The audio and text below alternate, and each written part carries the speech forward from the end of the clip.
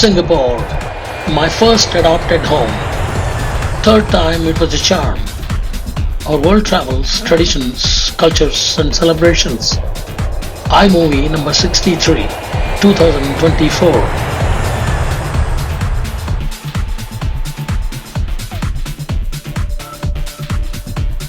Birthday. No. Happy birthday, Mama. Happy birthday, Rio. Congratulations. It's also Cecily's. Let me. Singapore, a highly developed, rich island city-state country teeming with 5.9 million hospitable citizens, is a thriving global financial hub. Current president is Thurman Shanmugratnam and Prime Minister is Lee Hsien Loong. Service-based free market economy for Singapore is a highly developed economy. Singapore has a very low tax rates and 2023 estimated per capita PPP GDP of a staggering $134,000. Singapore estimated nominal GDP was an eye-popping $515 billion, giving it the 30th rank of the major world economies. It is very easy to do business in Singapore. Singapore gets the highest AAA Standard & Poor's credit rating. The infrastructure is world class.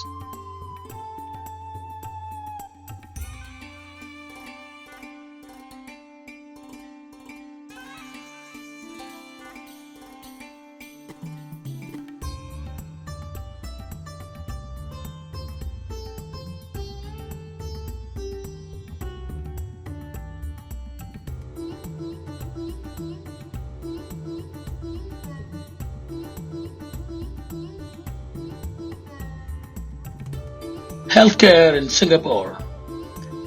80% of primary care is delivered through the private sector, while 80% of all acute care and 100% of hospital ownership is public.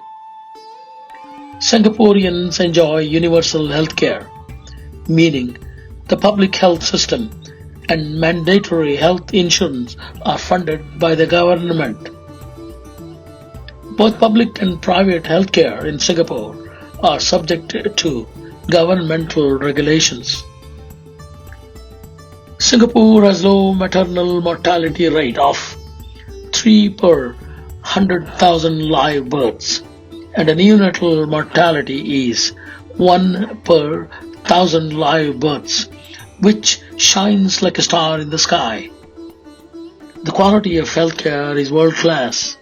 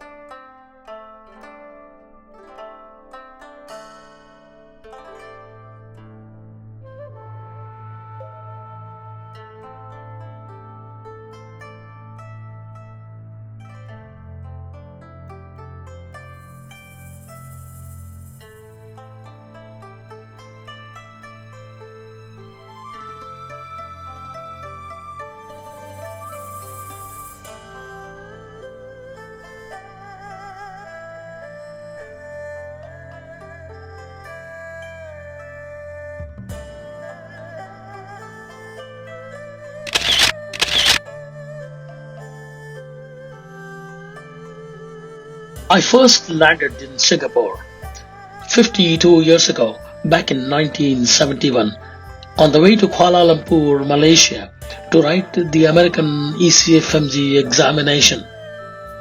I was impressed with the organized, clean Singapore and fell in love at first sight. For an uncut, rough South Indian Medico Diamond Mahindra, everything was a brand new experience. The smells, the sounds and the sights of Singapore and in particular Chinese culture were overwhelming.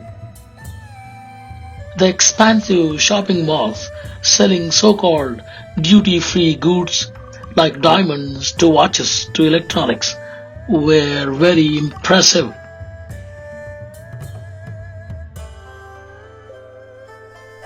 Lights, sound, camera, action, take 1, take 7, take 23. Man, you're going to get the last one. Take 77.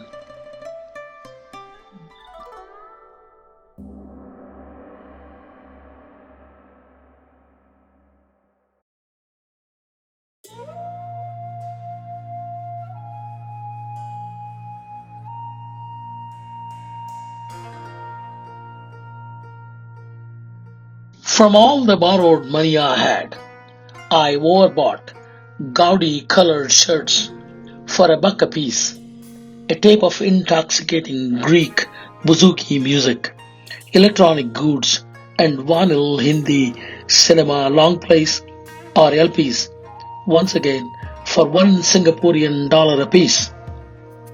Those long plays are still with me in Chicago, and I'm still playing over and over the intoxicating Greek bouzouki music. I'm planning to take the hypnotizing Hindi cinema songs and the magical Greek bouzouki music to my afterlife journey, just like the Egyptian pharaohs tried to do and failed 5,000 years ago. The second time I showed up in Singapore in the late 1990s on the way to India, after living in Chicago, USA for more than a quarter of a century. Singapore was still impressive but not overwhelming. The third time I landed in Singapore on the way to Bali and Java back in 2014. Singapore did not disappoint me. The third time it was still a charm. I'm still madly in love with her.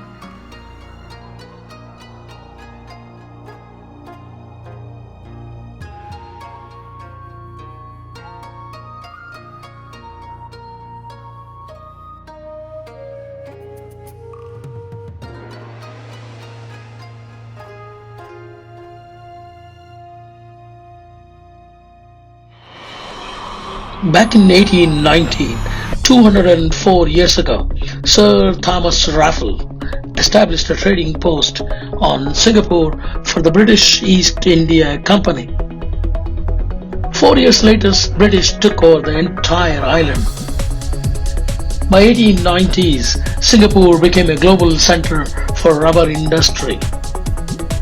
Singapore declared independence in 1965.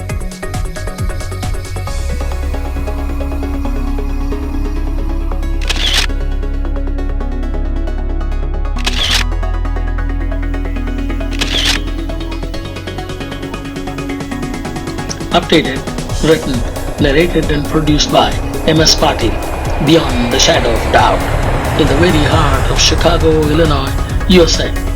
Thank you kindly. January 2024.